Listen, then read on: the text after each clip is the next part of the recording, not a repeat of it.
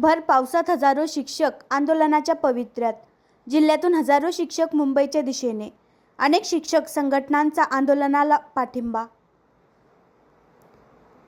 शासनाचे 14 ऑक्टोबर 2024च्या आदेशानुसार विना अनुदानित व अंशतः अनुदानित शाळा वर्ग आणि तुकड्यांना टप्पवाढ मिळावी या मागणीसाठी 5 जूनपासून शिक्षक समन्वय संघाचे आझाद मैदान मुंबई येथे आंदोलन सुरू आहे. सरकार त्याची दखल घेत नसल्याने शिक्षक समन्वय संघाने 8 व 9 जुलै रोजी शाळा बंद आंदोलनाची हाक दिली होती. अनेक शिक्षक संघाने या आंदोलनास पाठिंबा दर्शवला असून 8 व 9 जुलैला अंश अनुदानित शाळा बंद राहणार आहे. शिक्षकांच्या सहनशीलतेचा अंत न पाहता टप्पावाढ देण्याची मागणी अखिल महाराष्ट्र उर्दू शिक्षक संघटनेचे जिल्हा अध्यक्ष प्राध्यापक तंजीम हुसेन व शिक्षक समन्वय संघाचे जिल्हा अध्यक्ष पुरुषोत्तम किलबिले यांनी प्रसिद्धी पत्रकाद्वारे केली. टप्पा अनुदान वाढीसाठी शेकडो आंदोलने झाली आहेत, परंतु सरकारने फक्त जबाबदारी ढकलण्याचे काम केले. यामुळे शिक्षक समन्वय संघाने 2 दिवसीय शाळाबंद आंदोलनाची हाक दिली आहे.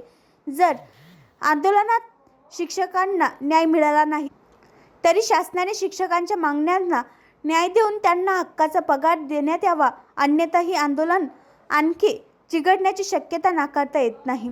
एकीकडे शिक्षकांना देशाचा शिल्पकार म्हणायचे, त्यांच्या नावाने शिक्षक दिन साजरा करायचा, आदर्श शिक्षक पुरस्कार देऊन त्यांचा सन्मान करायचा आणि दुसरीकडे त्याला उपाशी मारायचे हे धोरण आहे. यामुळे राज्यातील कायम शब्द काढलेल्या सुमारे 4000 विना अनुदानित व अंशतः अनुदानित शाळा वर्ग आणि तुकड्यांवर हजारो शिक्षक शिक्षकेतर कर्मचारी गेली 25 वर्षे उपाशीपोटी काम करीत आहे.